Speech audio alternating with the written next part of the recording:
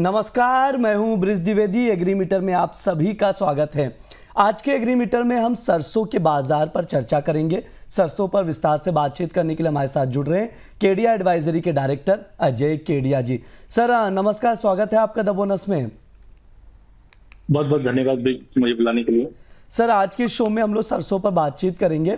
मौजूदा समय में सरसों की बैलेंस शीट की क्या स्थिति है सर, ये बताइएगा। और साथ ही ये भी बताइए सरसों का पिछले साल का बकाया स्टॉक क्या है और कितना है, और क्या ओवरव्यू है, क्या राय है आपकी इसको लेकर।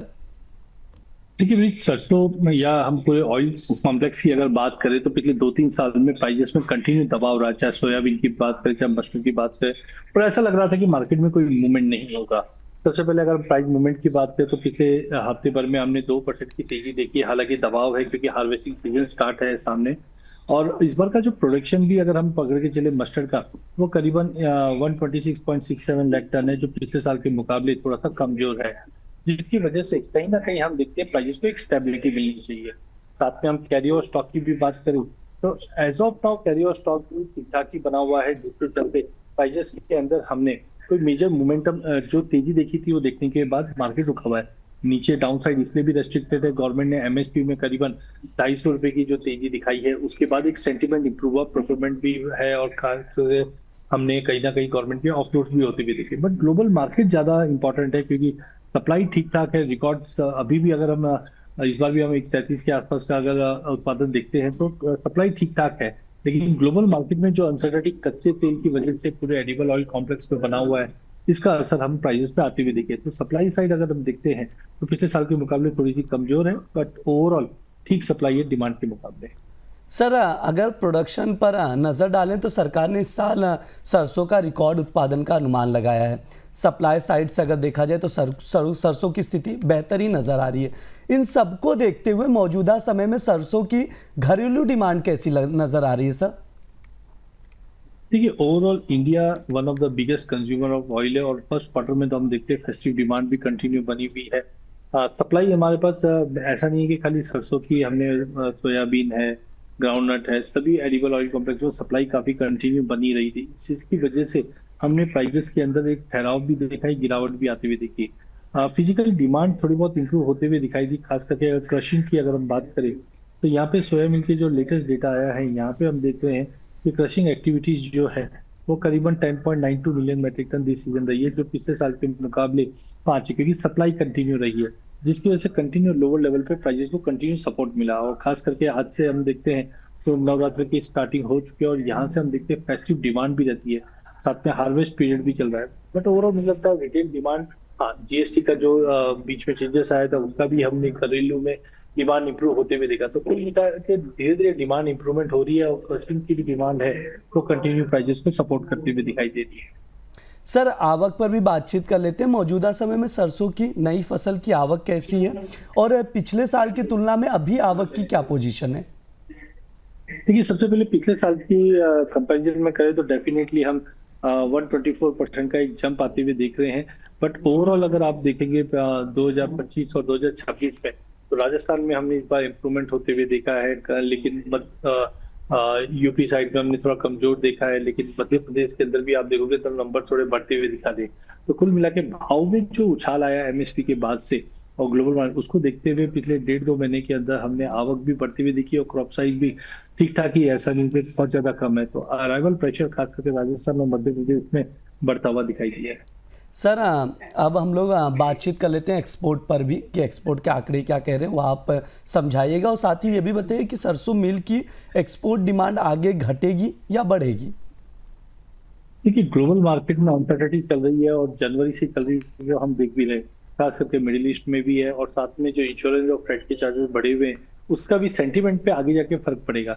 लेकिन अगर हम करंट मिल के एक्सपोर्ट्स की अगर बात करते हैं तो यहाँ पे जो करंट डेटा दिखाता है, वहां पे हम देख रहे हैं कि करीबन पिछले साल करीबन 16.82 था, इस बार 15.98 के करीब है। मोटा मोटी थोड़ी बहुत हमने एक्सपोर्ट्स के अंदर करीबन 3% का फॉल आते हुए देखा है, डिस्पाइट के रुपए में गिरावट है, जिसकी वजह से प्राइजेस काफी अट्रैक्टिव है, सप्लाई भी काफी अच्छी है। लेकिन ग्लोबल मार्केट में पिछले 4 से महीने से जो अनसर्टेनिटी बनी हुई है, इसकी वजह से कोई बड़ी लेवाली नहीं है मार्केट में। बट नंबर्स में कोई ऐसा बड़ा फॉल भी नहीं है, क्योंकि रुपए की गिरावट की वजह से हम काफी अट्रैक्टिव पोजीशन पे बने हुए हैं। तो मुझे लगता है कि आने वाले दिनों में भी हम मस्टर्ड मिल के जो एक्सपोर्ट्स थे वो थोड़ा स्टडी होते हुए देखेंगे। अब ये युद्ध विराम हो जाता है और उसके बाद अगर समझो फ्लाइट चार्जेस ये सब नॉर्मल होता है और सेंटिमेंट्स इंप्रूव होते हैं तो इम्प्रूवमेंट दिखने लग जाएगा। बट एज ऑफ नाउ कोई ज्यादा नेगेटिव असर हमने मील के प्राइस मील के एक्सपोर्ट्स पे होते हुए देखा नहीं। बहुत ज़्यादा एक्सपोर्ट पर जो मिल्स के एक्सपोर्ट पर निगेटिव असर देखने को नहीं मिल रहा, ये सर की राय है। सर एक चीज़ ये भी बताइए कि सरसों दूसरे तिलहन के बीच रेशो की क्या पोजीशन है? देखिए जनरली रेशियो क्यों देखा जाता है, क्योंकि ऑयल एक दूसरे को सब्स्टिट्यूट कर सकता है। तो यहाँ पे अगर मैं मस्टर्ड और सोयाबीन की अगर रेशियो की बात करूँ तो यहाँ पे हमने रिसेंटली बहुत ही अच्छा खासा हमने फॉल आते हुए देखा, जिसके बाद मस्टर्ड मुझे लगता है कि यहाँ से रिकवर या जो कैचअप हो रही है। ये चार्ट आप देख सकते हैं जहाँ पे हमने मस्टर्ड और सोयाबीन का रेशियो देखा जिसमें जबरदस्त गिरावट आई थी। इसका मतलब है मस्टर्ड तो हमारा तेजी आई है, लेकिन सोयाबीन में जो बड़ी तेजी आई इसकी वजह से जो सब्स्टिट्यूशन में है वो मुझे लगता है कि अब मस्टर्ड को भी इसका सपोर्ट मिलना चाहिए। वहीं दूसरी ओर अगर हम मस्टर्ड और मस्टर्ड केक की बात करें तो यहाँ पे भी हम देख रहे हैं केक की जिस ढंग से डिमांड में इम्प्रूवमेंट आया है उसके चलते हमने मस्टर्ड अभी भी काफी ज्यादा लोअर लेवल पे है। तो यहाँ पे मुझे लगता है मस्टर्ड के भाव को थोड़ा उठाव मिलना चाहिए। हाँ ये जरूर है कि मस्टर्ड और मस्टर्ड ऑयल के कंपैरिजन में अगर देखें तो अभी भी हम देख रहे हैं कि मस्टर्ड थोड़ी सी कॉस्टली दिखाई दे रही है। तो हो सकता है कि ऑयल के भाव में हम थोड़ा बहुत और जम देखें, जिस ढंग से पाम ऑयल के प्राइजेस के अंदर हमने गेन आते हुए देखा है। जबकि सोया ऑयल और सीपीओ के मुकाबले भी अगर हम देखें मस्टर्ड को तो काफी कंपैरेटिवली चीप है। तो मुझे लगता है अगले 2-4 महीनों के अंदर जो रिसेंटली हमने मस्टर्ड के प्राइजेस में रेशियो के कंपैरिजन में हमने जो गिरावट देखी है उसके चलते मुझे लगता है कि काफी अच्छा एक मोमेंटम बनता हुआ दिखाई देगा मस्टर्ड में अगले 1.5-2 महीने में। सर टेक्निकल चार्ट भी थोड़ा आपसे समझना चाहेंगे कि सरसों टेक्निकल चार्ट पर कैसा नज़र आ रहा है, क्या लग रहा है, सपोर्ट कहाँ है, रेजिस्टेंस कहाँ है, क्या आउटलुक है सर टेक्निकल चार्ट पे सरसों का?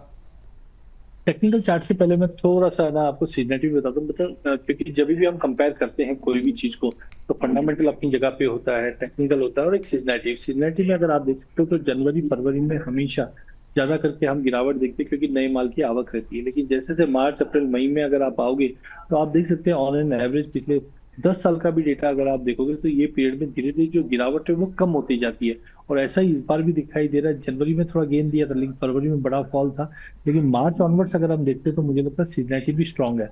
अब इसको टेक्निकल चार्ट्स पे अगर अगर हम देखते हैं तो टेक्निकली सबसे पहले आ जाता है वॉल्टिलिटी। तो वॉल्टिलिटी मुझे लगता है कि कंटिन्यू प्राइजेस में बनी हुई रहेगी। ये ग्रीन वाला जो इंडिकेटर जैसे जैसे नीचे जाएगा आप मान के चलिए मार्केट में मोमेंटम रहेगा। तो इनिशियली हार्वेस्ट के न्यूज पे अराइवल की न्यूज पे ये गिरावट दिखाई थी, बट यहाँ से अब रिकवर कर रहा है। अगला अगर हम आगे बढ़ते हैं तो मोमेंटम तो ठीक ठाक रहेगा। साथ में आरएसआई इज इंपॉर्टेंट फिगर। तो आरएसआई के अंदर अगर हम देखते हैं तो प्राइजेस के अंदर कहीं ना कहीं एक रिकवरी बन रही है। जो हमने एक बॉटम बनते हुए देखा है ये दर्शाता है कि कहीं ना कहीं प्राइस का जो बॉटम बनना था वो बन चुका, अब यहाँ से रिकवर कर रहा है। अगला इंडिकेटर है एमएससीडी। एमएससीडी हमें ट्रेंड बताता है। तो सिंस हमने लास्ट ईयर एक बड़ा बाउंस देखा था उसके बाद कंसिस्टेंटली प्राइजेस में गिरावट है। ऐसा ही कुछ बाउंस हमने पिछले साल 2025 में सितंबर में देखा था जब ये फॉल आया था, बट उसके बाद ये तेजी बनी।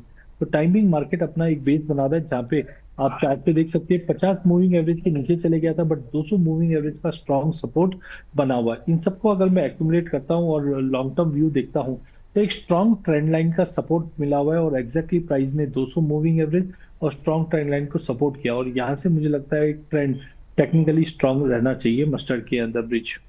सर प्राइजेस को लेकर थोड़ा और आपसे बेहतर ढंग से समझना चाहेंगे। ग्लोबल मार्केट में देखें तो खाने के तेल के दाम महंगे हैं, ऐसे में क्या सरसों तेल की कीमतों में भी बढ़ोतरी की आशंका है? देखिए जनरली हम लोग जो कोरिलेशन देखते हैं कि अराइवल पीरियड में भाव में हमेशा गिरावट आती है, बट ऑलरेडी हमने जनवरी में गिरावट के बाद फरवरी से जैसे जैसे कच्चे तेल में तेजी आ रही है उसका इम्पैक्ट पाम ऑयल पे पड़ता हुआ दिखाई दिया। पाम ऑयल के चलते सभी तेलों के अंदर सपोर्ट मिलता हुआ दिखाई दिया। आप 19 फरवरी से लेकर अभी तक का अगर आप देखोगे तो जयपुर के अंदर भी भाव में देखो अराइवल के बावजूद कोई बड़ा फॉल नहीं है। अलवर में थोड़ा स्टेबिलिटी बनी हुई है, बट कुल मिला के भाव में तेजी। तो मुझे नहीं लगता कि प्राइजेस के अंदर कोई बड़ा फॉल रहे। अगले 1-2 महीने के अंदर भी देखे तो अराइवल का प्रेशर भी रहेगा, बट साथ साथ में डिमांड भी कंटिन्यू बनी हुई रहेगी। और इंटरनेशनल कोरिलेशंस को देखते हुए प्राइस जल्द लग रहा है कि 7,000-7,200 का लेवल भी दिखा सकता है। सर एक आखिरी सवाल रहेगा, डिमांड सप्लाई को देखते हुए शॉर्ट टर्म में सरसों की प्राइजेस का आउटलुक क्या है? देखिए, हमारा भी मानना था कि प्राइजेस में इनिशियली थोड़ी गिरावट रहेगी, बट अब अगर हम रेशियोज के हिसाब से देखते हैं तो सभी रेशियो के हिसाब से प्राइजेस में मस्टर्ड काफी सस्ता दिखता है। ये लॉन्ग टर्म चार्ट आपके सामने है, जहाँ पे आप देखोगे तो बिल्कुल स्ट्रॉन्ग सपोर्ट से मार्केट उठा है। तो 6850 का भाव इस वक्त चल रहा है। वी डोंट एक्सपेक्ट कि प्राइजेस में कोई बड़ा फॉल रहा है, तो 6600 6650 का बहुत स्ट्रॉन्ग सपोर्ट हो जाएगा, जो 200 मूविंग एवरेज है। यहाँ से अगर भाव में कंटिन्यू उछाल रहता है इंटरनेशनल फैक्टर्स को, डोमेस्टिक फैक्टर को देखते हुए, तो 7000 से 7200 तक का लेवल मिलेगा। रिसेंटली हमने देखा अनसीजनल हेलस्टॉर्म जो हुए हैं, इसकी वजह से भी कुछ डैमेजेस रिपोर्ट हुई है, बट कुल मिला के मुझे लगता है ब्रिज इनिशियली 7-7,200 का रेंज हम जल्द देख पाएंगे। जी, ये सर की राय है प्राइजेस को लेकर। सर समय भी हो चुका है, डिस्क्लेमर दे दीजिए। देखिए, आज हमने मस्टर्ड की बात की, हालांकि ये फ्यूचर में नहीं है, बट जल्द आने की उम्मीद है, क्योंकि 31 मार्च को हम देखेंगे कि जो बैन का पीरियड है वो खत्म होता हुआ दिखाई देगा। अब देखना है कि आता है कि नहीं आता।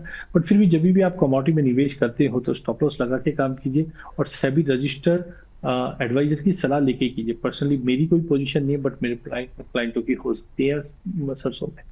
जी सर, बहुत बहुत शुक्रिया सर आज की चर्चा में जुड़ने के लिए। बहुत बहुत धन्यवाद ब्रिज। ये हमारा एग्री मीटर शो है। इस दौरान तमाम एग्री कमोडिटीज़ पर बातचीत की जाती है। इस बार के शो में हमने सरसों पर चर्चा की है।